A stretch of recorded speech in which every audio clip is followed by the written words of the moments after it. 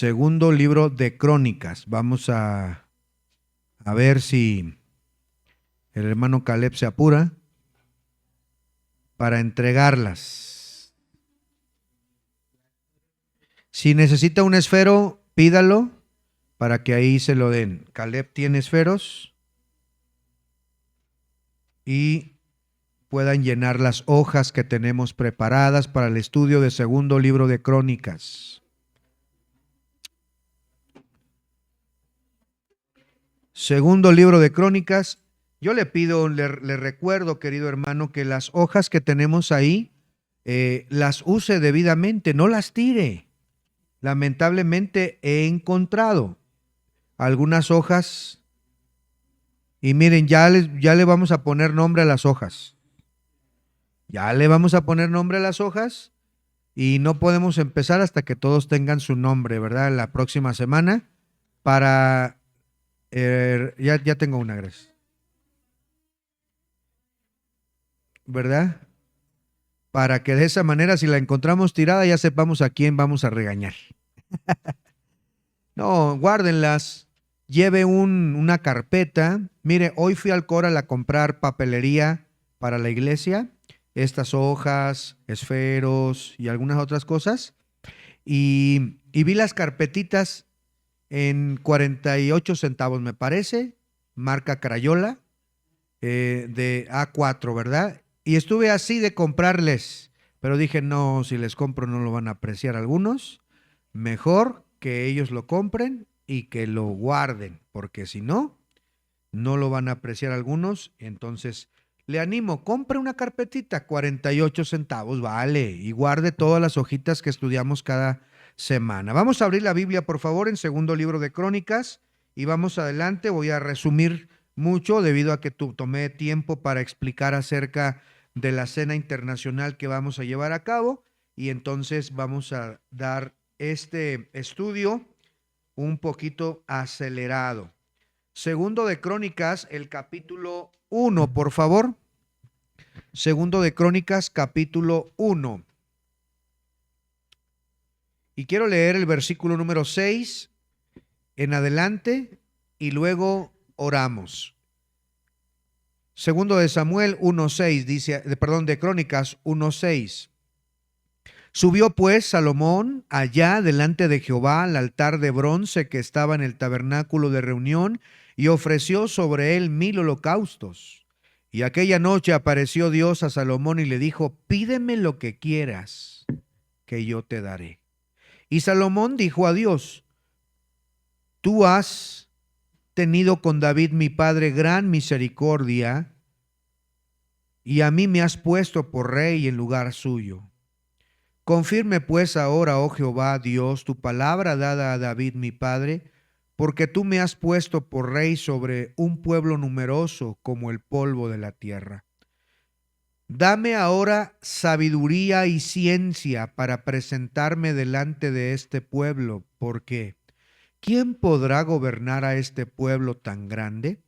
Y dijo Dios a Salomón, por cuanto hubo esto en tu corazón y no pediste riquezas o bienes, ni la vida de los que te quieren mal, ni pediste muchos días, sino que has pedido para ti sabiduría y ciencia para gobernar a mi pueblo sobre el cual te he puesto por rey. Sabiduría y ciencia te son dadas, y también te daré riquezas, bienes y gloria, como nunca tuvieron los reyes que han sido antes de ti, ni tendrán los que vendrán delante de ti. Y desde el lugar alto que estaba en Gabaón, delante del tabernáculo de reunión, volvió Salomón a Jerusalén y reinó sobre Israel. ¿Qué pidió Salomón cuando Dios le dio un cheque en blanco? Él pidió sabiduría y ciencia para poder gobernar. Imagínese usted si esta noche apareciera Dios y te dijera, pídeme lo que quieras, ¿qué le pedirías? ¿Cuáles serían tus peticiones? Inmediatamente algunos, una cuenta bancaria con muchos ceros, ¿verdad? Algunos un vehículo, una casa, un carro, no sé. pero Salomón pidió sabiduría. Y Dios le agradó tanto su respuesta que le añadió, además de sabiduría y ciencia, tantas riquezas como ningún otro rey pudo tener en la historia del pueblo de Dios. Vamos a estudiar segundo de Crónicas brevemente. Oremos. Gracias, Señor, por darnos la bendición de abrir tu palabra, aprender, poder llenarnos, Señor, de ella, tan maravillosa, tan extensa, tan perfecta que es. Te ruego, mi Dios, que nos des un corazón sabio y entendido como el de Salomón, que nos des la sabiduría, Señor, que se requiere para tomar decisiones correctas, para seguir tu camino y para entender lo que tu palabra nos quiere enseñar en esta hermosa noche. Te ruego, Señor, bendice este estudio en el nombre de Jesús. Amén. El libro de Segundo de Crónicas, hermanos, demuestra lo que la historia tiene que ver con la fe. Con la fe. Anótele número 1. Crónicas demuestra que la historia tiene que ver, anótenle, con la fe. Con la fe. Aún más, el libro de Segundo de Crónicas nos deja ver el amor de Dios para con David y para el cumplimiento de las promesas. Desde Génesis 3:15, Dios había prometido que de la descendencia de la mujer habría de levantarse alguien que derrotaría a Satanás. Luego Dios hizo pacto con Abraham y dijo que serían benditas en él todas las familias de la tierra. Luego Dios hizo esa profecía que de la tribu de Judá se habría de levantar el Rey de Reyes, el Mesías prometido. Luego Dios hizo pacto con David y le dijo: de tu descendencia ha de nacer un rey que se va a levantar y va a gobernar perfectamente, un rey eterno, un rey perfecto. Y bueno, a través de Segundo de Crónicas podemos ver Dios cumpliendo su palabra, Dios cumpliendo las profecías, respetando los pactos, porque Dios es fiel. Dios es fiel, Dios cumple lo que promete, Dios es fiel. Segundo de Crónicas está principalmente enfocado en la vida de Salomón. Comienza inmediatamente Segundo de Crónicas relatándonos cómo Salomón pide sabiduría. Estudiamos la semana pasada que el rey David está concluyendo Primero de Crónicas entregándole al rey nuevo, a su hijo, todos los recordatorios de cómo debe construir el templo, le da consejos y lo tiene que poner como el nuevo rey de Judá, del reino del norte o del sur, a ver si se acuerdan.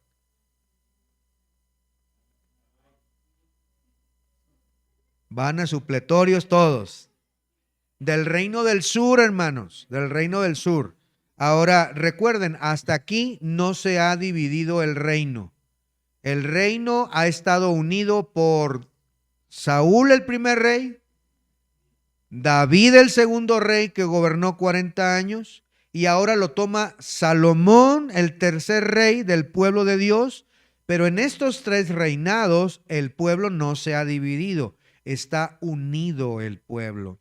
Y aquí, Segundo de Crónicas habla entonces, demuestra cómo es que a través de la historia de Segundo de Crónicas, de las decisiones que los reyes toman, se puede ver claramente cómo Dios bendice a los que obedecen su palabra, a los que siguen sus mandamientos. Dios los bendice enormemente.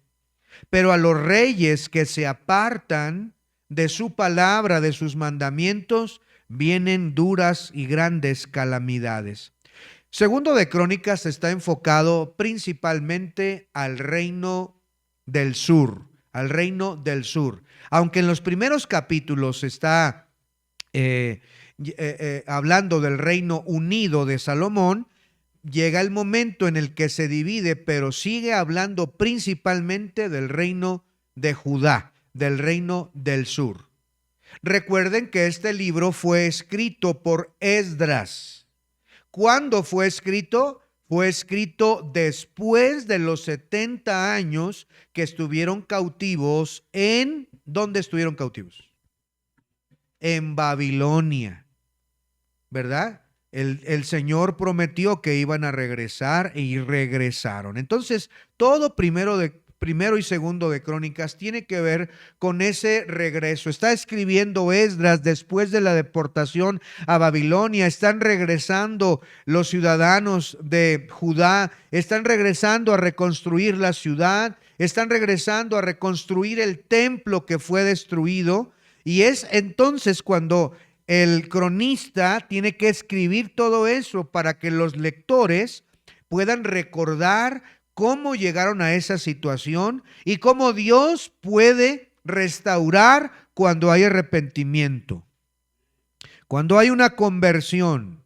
El libro de Segundo de Crónicas, de hecho, se puede considerar un libro de avivamientos intermitentes. Hay varios reyes que a través de Segundo de Crónicas tuvieron avivamiento.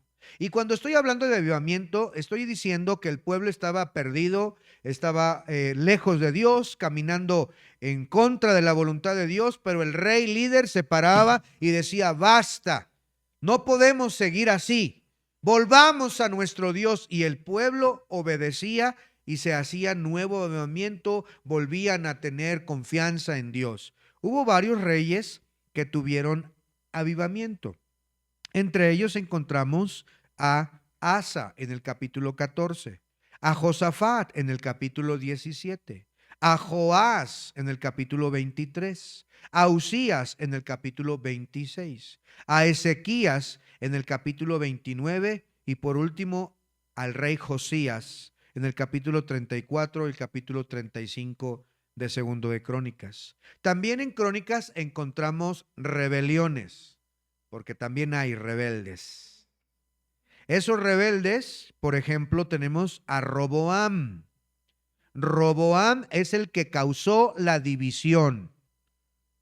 ¿Recuerdan de quién era hijo Roboam? ¿De quién era hijo Roboam?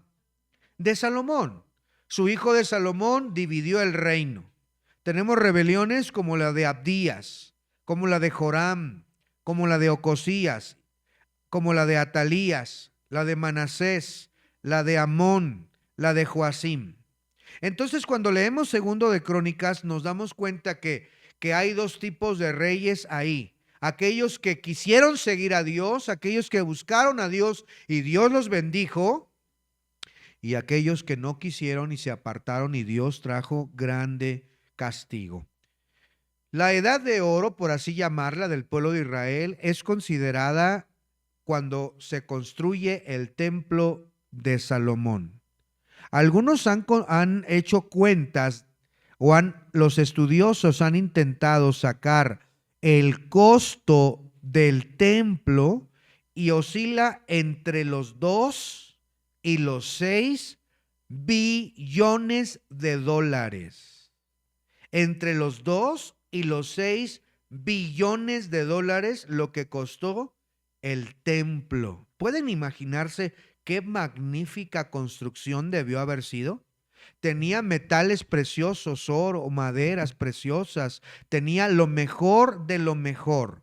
Y ahí estaba el templo maravilloso para poder poner el arca del pacto en el lugar santísimo, para que los sacerdotes pudieran ejercer su ministerio, para que el arca estuviera ahí y el ministerio fuera maravilloso. Y por supuesto, Segunda de Crónicas trata mucho acerca del templo, mucho acerca del templo. La perspectiva de Segundo de Crónicas es mayormente, anótele por favor ahí, anótele el número 2, número 2, sacerdotal. La perspectiva desde segundo que se escribió Segundo de Crónicas es mayormente sacerdotal, enfocada en el templo, porque Esdras era sacerdote. Y como él era sacerdote y tenía todo el conocimiento y era un erudito, un cronista, un historiador, entonces él escribe todo desde la perspectiva divina. Y por eso gran parte de Segundo de Crónicas tiene que ver con la construcción del templo y con lo maravilloso que fue. Muy bien.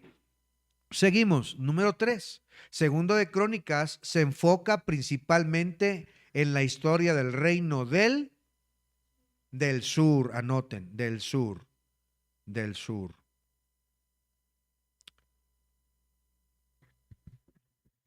¿Cómo pudiéramos dividir Segundo de Crónicas? Lo voy a tratar de decirlo rapidito y para llenar nuestras hojas.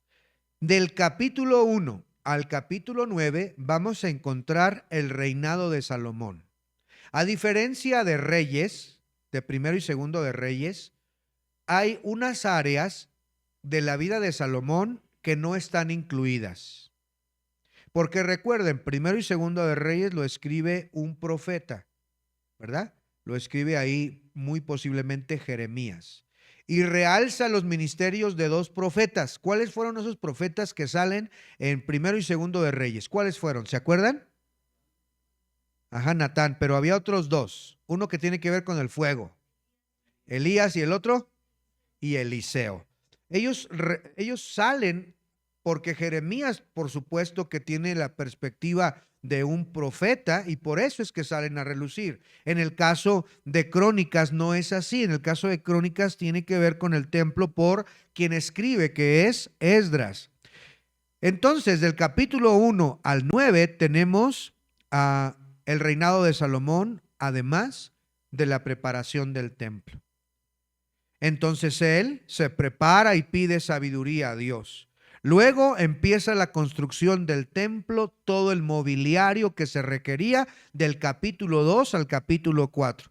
Luego hacen una linda dedicación, hermosa dedicación del templo. Cuando ya todo está listo, cuando ya todos los instrumentos están en sus lugares, los cantores con sus trompetas, sus címbalos, sus instrumentos para cantar, cuando están todos los sacerdotes con sus vestimentas especiales y con todo, Salomón dedica el templo y ora, y hay una dedicación maravillosa. Ustedes la pueden leer ahí, y de tal manera que la gloria de Dios llena toda la casa, todo eso, y los sacerdotes ni podían ejercer su ministerio por la presencia y la gloria de Dios. Vean por favor el capítulo 7. Capítulo 7, versículo 12. 7, 12. Estuvimos teniendo una lectura ahí. Capítulo 7, vean lo que dice ahí. Segundo de Crónicas 7, versículo número 12. 7, 12. Y apareció Jehová a Salomón de noche y dijo: yo he oído tu oración y he elegido para mí este lugar para el sacrificio. Y ellos ahí oran y dedican de tal manera, hermanos, que la gloria de Dios llena ese precioso lugar. Luego viene la administración de Salomón, la prosperidad y la fama de Salomón. En el capítulo número 9 encontramos la visita de una reina muy sonada, la reina de Saba. Esta reina de Saba hace un viaje larguísimo para conocer la gran sabiduría de Salomón y llega con preguntas súper difíciles para ver si es cierto que era sabio, que si era verdad lo que decían de él. Y entonces cuando le responde todo, ella se queda asombrada de la gran sabiduría que Salomón tenía, que Dios le había dado. Y Saba lleva abundancia, piedras preciosas y lleva, por supuesto, preguntas difíciles. Mira el capítulo 9, por ejemplo, versículo número 1. Oyendo la reina de Saba la fama de Salomón, vino a Jerusalén con un séquito muy grande, con camellos cargados de especies aromáticas, oro en abundancia, piedras preciosas, para probar a Salomón con preguntas difíciles. Y luego que vino a Salomón, habló con él todo lo que había en su corazón. Pero Salomón le respondió a todas las preguntas y nada hubo que Salomón no le contestase. Y viendo la reina de Saba la sabiduría de Salomón y la casa que había edificado, y bueno, ahí viene, ¿verdad?, que se queda al final del versículo 4 y se quedó asombrada de la gran sabiduría. Y esta es la primera parte de Primero de Crónicas, el reinado de Salomón del capítulo 1 al 9, todo lo que tiene que ver con el templo, la dedicación del templo, el mobiliario del templo, la administración de Salomón, la prosperidad y la fama. Y termina la primera parte de Primero de Reyes. Luego viene la segunda parte de Crónicas. Estamos en Crónicas. La segunda parte pudiéramos dividirla desde el capítulo 10 hasta el capítulo 28. Y ahí es donde Judá empiezan los reyes, el reino dividido. Y segundo de Crónicas se va a hablar con los del sur. De fondo, o como un telón de fondo, está el reino del norte. Pero cuando se divide el reino a partir del capítulo 10, el autor se enfoca solo en los reyes del sur, los reyes de Judá.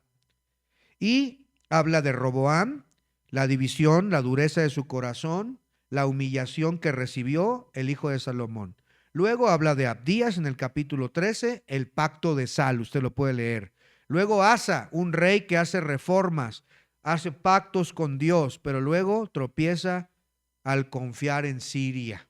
En lugar de seguir, confía en Siria en lugar de confiar en Dios. Luego sigue Joram y Ocosías, una decadencia con la influencia de una reina, Atalía. Luego Amasías, Usías, Jotam y por último Acaz, que es una idolatría extrema, cierra el templo, imagínese. El templo de Salomón lo cierra. En el capítulo 28 vemos esta desgracia de un mal rey, un rey idólatra que sigue la idolatría de los ídolos falsos y deja a Dios y toda la nación le sigue y obedece. Luego encontramos la parte 3, que es Ezequías y el gran avivamiento. Ezequías purifica el templo, saca toda la porquería que habían metido, abre las puertas y renueva el culto, vuelve a encender las lámparas, vuelve a haber sacrificios, vuelve a predicar la palabra de Dios, a ser predicada la palabra de Dios por los sacerdotes. Luego él celebra una Pascua masiva, no se celebraba esa Pascua, inclusive algún remanente del norte, algunos que sobraban, los incluyó en esta gran celebración de la Pascua y luego vuelve a ordenar a los sacerdotes, vuelve a pedir los diezmos, vuelve la adoración, vuelven los cantos y luego pues vuelve un gran avivamiento. Hay fe, oración, sanación y el pueblo de Dios vuelve a avivar su amor en la parte de Ezequías del capítulo 29 hasta el 32 encontramos esta parte. Y la última parte de dividir este libro serían los tres reyes, Manasés, Amón y Josías. Manasés, como mencionamos, fue también malo, apostasía, pero hubo arrepentimiento y restauración en el exilio. Amón persiste en el mal y Josías, un rey que redescubre el libro de la ley de Dios, una reforma profunda y vuelve a celebrar la Pascua. Y por último, los reyes finales, el juicio, el decreto de Ciro, un llamado a volver y a edificar. Y ahí termina segundo de Crónicas, cuando terminan todos estos reyes, sus historias, y luego el regreso de Babilonia para venir otra vez a Jerusalén. Vamos a llenar nuestras hojitas. Número 4. Número 4. Cuando la gloria de Dios llenó el templo, anótenle, los sacerdotes no pudieron entrar a ministrar. Por la presencia de Dios, hermanos, qué maravilloso. No pudieron entrar a ministrar. Número 5. El rey que celebró la Pascua masiva e incluso al remanente del norte fue, anótenle, Ezequías. Número 5, Ezequías. Número 6, el rey cuyo orgullo lo llevó a ser herido de lepra fue Usías. Lea esa historia. Usías, el rey leproso, se metió, hermanos, al templo, imagínense, a querer él ofrecer el servicio como sacerdote, y él no era sacerdote. Él no había sido escogido, no era de la familia, pero se enorgulleció tanto que entró al templo y quiso, y entonces los sacerdotes le dijeron: salte de aquí, ¿por qué estás aquí? No puedes estar aquí, no puedes tú estar participando de esto. Y salió de ahí leproso, con una enfermedad en la piel tan grave de las llagas y todo lo que tiene que ver con eso, ¿verdad? Muy bien, hermanos. Número 7. Enseñanzas. Vamos rápido. Número 7. El versículo de 2 de Crónicas 7:14, lo leímos, dice: si se, anótele, humillare, si se humillare, si se humillare. Y ahorita vamos a hablar algo de eso, 5 minutitos más. Si se humillare mi pueblo. Número 8. Los dos grandes ejes del libro son el pacto davídico y el templo. Número 8, el templo. Número 8, el templo. Número 9. La oración y anótenle, alabanza fueron las armas que Dios usó para dar victoria al rey Josafat. La oración y la alabanza. Número 10. La historia del rey Manasés muestra que nunca es tarde para el arrepentimiento y la gracia de Dios. El rey Manasés con acento en la E. Manasés. Este rey hizo lo malo, hermanos, pero se arrepintió y Dios es misericordioso. Dios perdona, hermanos. Dios restaura, aunque te hayas ido muy lejos de la presencia de Dios, aunque hayas caído en pecado esta semana. Si tú te arrepientes de corazón, el Señor perdona, hermano. Número 4, Romano, la importancia del liderazgo. Número 11, el rey Josías inició una gran reforma tras el descubrimiento del libro de la ley. Qué tremendo Josías, hermanos. Josías es un rey. Si usted tiene la oportunidad un día de tener un hijo y le quiere poner así, yo le animo a que lo haga. Es un buen rey. De veras, se llama el hijo del hermano John, ¿verdad? Josías se llama precisamente. Por eso le pusieron, ¿no, hermano John? ¿Por el rey? ¿O tenía algún pariente que se llamaba así? Por el rey, ¿no? Por el rey Josías. Qué tremendo. Cuando encuentra el libro de la ley, él lo lee y se da cuenta: estamos haciendo mal. Andamos mal con Dios. Y el rey pone reformas. No, tenemos que reavivar, tenemos que volver a Dios, y hace que todo el pueblo vuelva al Señor su Dios. Número 12. Segundo de Crónicas 16:9. Vea por favor ahí, vamos ahí. Segundo de Crónicas 16:9, yo se los leo. 16:9. Porque los ojos de Jehová contemplan toda la tierra para mostrar su poder a favor de los que tienen corazón perfecto para con él. Locamente has hecho en esto, porque de aquí en adelante habrá más guerra contra ti. Entonces se enojó Asa contra el vidente y lo echó en la cárcel, porque se encolerizó grandemente a causa de esto, y oprimió Asa a aquel tiempo a algunos del pueblo. Mire este varón de Dios, este vidente, que se llamaba se me fue, Anani, me parece, predicó. El rey tiene que escuchar la palabra de Dios.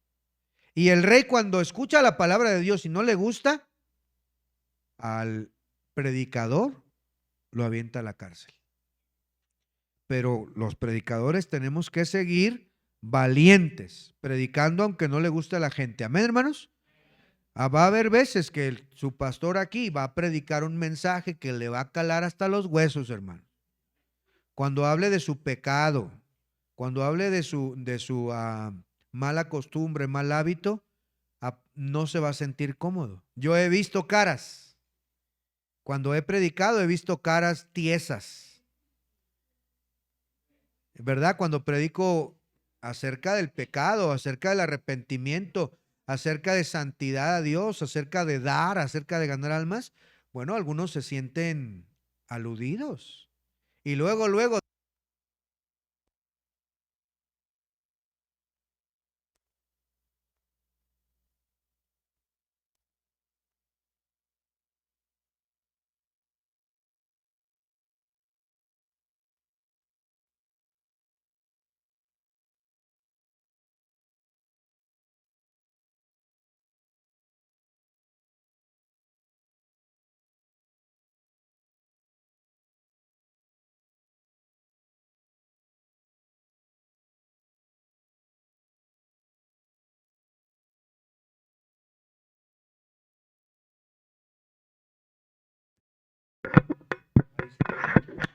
ya regresamos. Entonces, hermanos, este vidente, este predicador también fue echado en la cárcel. Estaba diciendo que a veces veo caras tiesas, ¿verdad? Cuando predicamos, que vemos incomodidad. Algunos se retuercen en la silla, hermanos, que se sienten incómodos. Pero yo no puedo diluir la palabra de Dios. No puedo yo cambiar el mensaje para caerle bien, para hablar de paz y amor y que todo está bien, tú sigue en tu pecado, no pasa nada. Para eso ya hay miles de iglesias. Necesitamos iglesias bíblicas que prediquen la verdad de Dios, aunque nos cale, para seguir adelante haciendo cambios en nuestra vida. Muy bien, este predicador le dijo entonces aquí que los ojos de Jehová contemplan la tierra para mostrar su poder a favor de los que tienen corazón perfecto para con él. Número 12. Enseña que los ojos de Dios buscan a aquellos con un corazón perfecto para con él. La palabra perfecto también pudiéramos traducirla aquí como íntegro, un corazón íntegro. Dios ve los corazones, hermanos. Él desde los cielos está viendo los corazones, cómo actuamos, cómo somos. ¿Nos podemos esconder de Dios? No, Señor. Usted puede pensar que sus secretos están bien guardados y que se los va a llevar a la tumba, pero Dios conoce sus secretitos. Tus sucios secretitos, Dios los conoce. Él sabe lo que haces en la oscuridad, a solas, lo que ves, lo que estás haciendo, lo que te estás robando, lo que estás ahí. Todo Dios lo ve. Y dice la Biblia que si tenemos un corazón recto, Él nos bendice, hermanos. Él nos bendice. Número 13. El rey Asa comenzó bien, pero tropezó por confiar en, anótenle, Asiria. Por confiar en, perdón, Siria, disculpen, Siria, no Asiria, disculpen, Siria, por confiar en Siria. Empezó bien, pero Asa, hermanos, enferma gravemente de los pies. No sabemos cuál es la enfermedad en sí, pero él murió de una enfermedad de los pies, el rey Asa. ¿Quién sabe qué le daría? Reumas, le daría, ¿verdad? Varices o alguna cosa, o pie diabético tal vez, pero murió de los pies. Miren el versículo, acompáñenme en segundo de Crónicas 16, el versículo 12. Versículo 12, 6:12 dice, en el año 39 de su reinado, hablando de Asa, Asa enfermó gravemente de los pies y en su enfermedad no buscó a Jehová, sino a los médicos. Y cuando habla de médicos no habla de los que estudiaron como los que tenemos hoy, sino habla de los agoreros, de los que consultaban a los muertos, de los que hacen y que echan unas hierbas y huevos y todo eso, que piensan que van a echar los malos espíritus. No, esos no son de Dios. Y Asa pues muere por haber consultado eso y lo sepultan enfermo de los pies, muere por haber ido con las hierberas de la 9 de octubre, ir con las hierberas de la Feria Libre. Ahí hay bastantes en la Feria Libre. Y también en el de agosto, ¿cómo se llama el 10 de agosto? En el 10 de agosto he visto que hay bastantes hierberos. En el segundo piso yo una vez llevé al pastor Lanchang, les cuento. Llevé al pastor Lanchana a que conociera, ¿verdad? No a que lo limpiaran. No, lo llevé a que conociera el mercadito y todo. Y compró una hierba que es para el hígado. No me acuerdo cómo se llama, una hierbita. Compró para hacer tés y eso. Y ahí estaban, lo limpiamos y esto y lo otro. No. Ya la sangre de Cristo ya me limpió.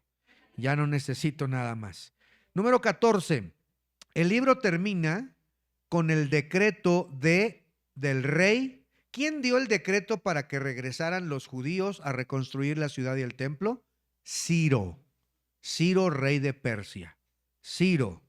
Ciro permite el regreso del exilio. También usted lo puede leer en Nehemías, que más adelante vamos a estudiar. Número 15.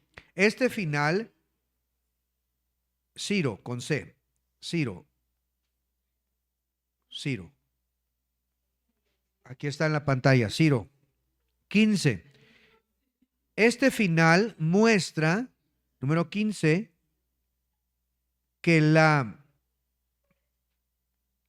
disciplina de Dios no anula sus promesas. Mire, esto es muy importante. La disciplina de Dios no anula las promesas. Si tú eres rebelde, Dios te va a castigar, hermano. Escúchame bien, porque es una realidad. De Dios no te burlas, papá. A tus papás los engañas. A tus papás los haces, les das la vuelta, como dicen unos, pero a Dios no. Dios disciplina, hermanos. Dios castiga. ¿Quién dice que no? Mire lo que dice, por favor, Hebreos. Acompáñame, Hebreos. Hebreos, el capítulo 12. Hebreos 12, versículo número 5 en adelante. Hebreos 12, 5. ¿Están ahí? Miren lo que dice la palabra de Dios.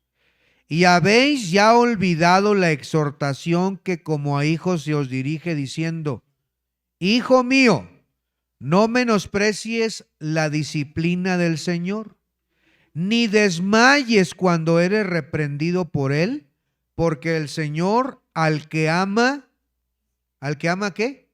Disciplina y azota a todo aquel que recibe por hijo.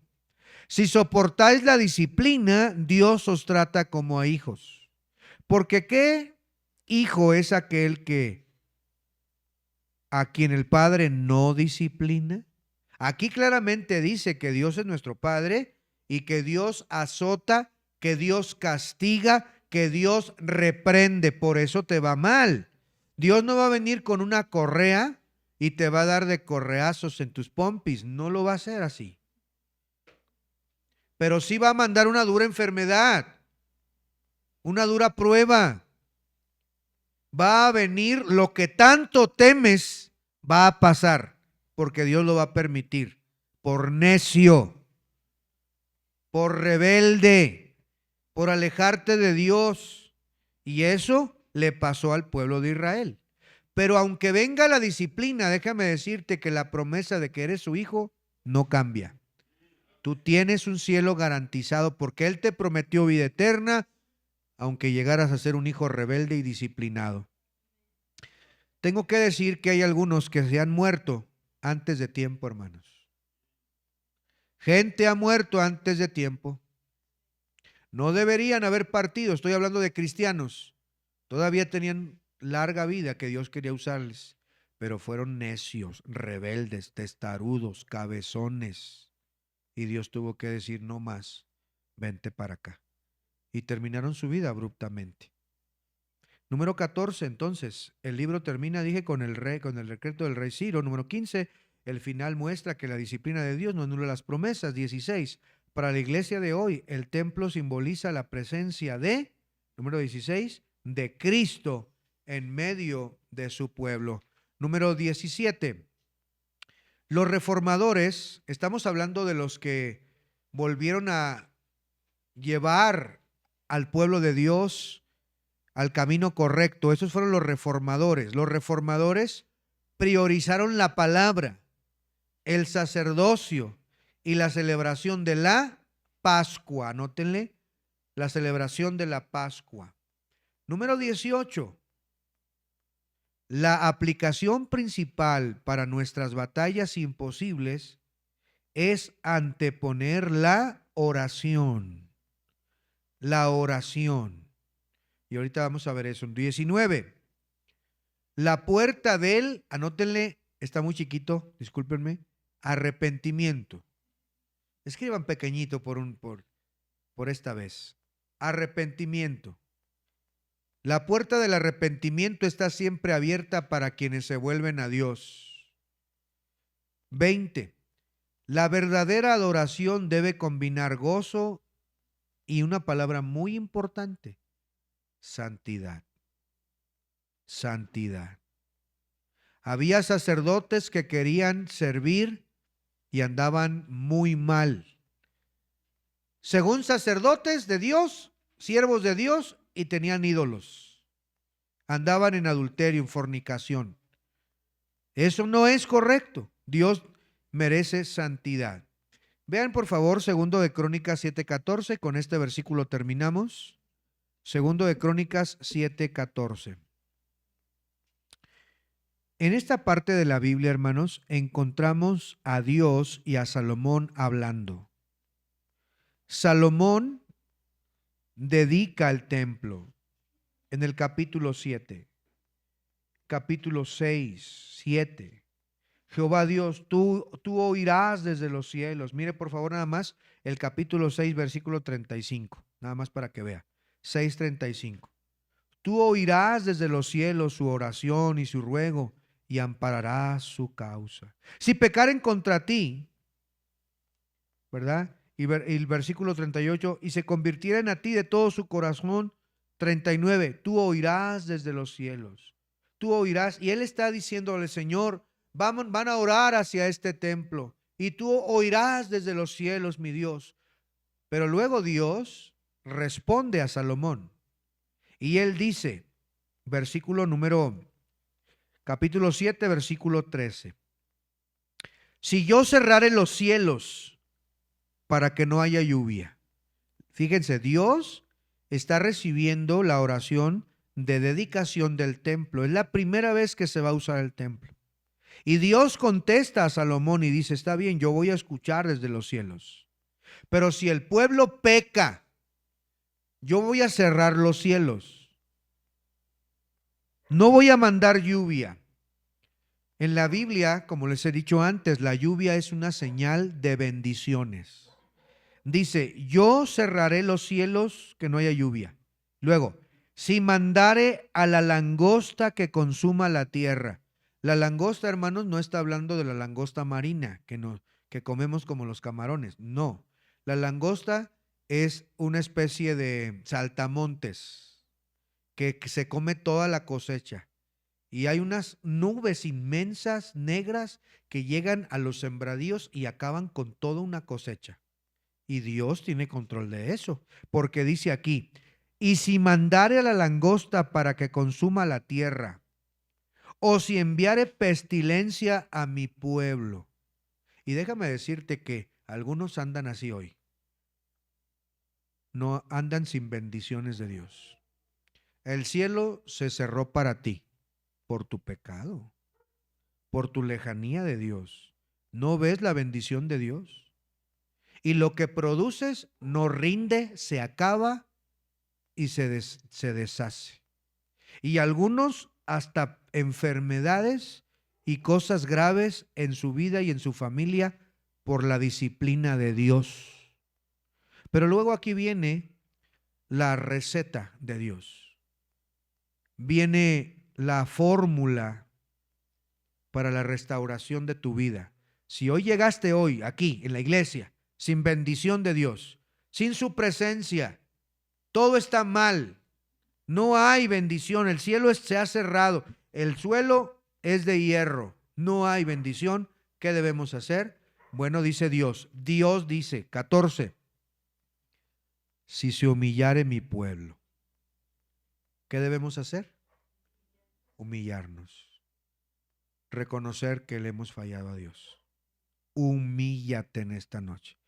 Luego dice, sobre el cual mi nombre es invocado. Luego, y oraren. y buscaren mi rostro y se convirtieren de sus malos caminos. Si tú realmente llegas humillado, orando para buscar el rostro de Dios y te conviertes, eso quiere decir arrepentimiento. Entonces Dios hace promesas. Dios hace 3 promesas. Mira las promesas que Dios hace. Número 1, oiré desde los cielos. Dios va a prestar oído. Hoy no te quiere escuchar porque andas mal. Pero Dios dice, yo te quiero escuchar si tú realmente te humillas, si tú reconoces, te arrepientes, te vuelves de tus malos caminos, yo te quiero escuchar. Luego dice, número 2, perdonaré tus pecados. Y número 3, sanaré tu tierra.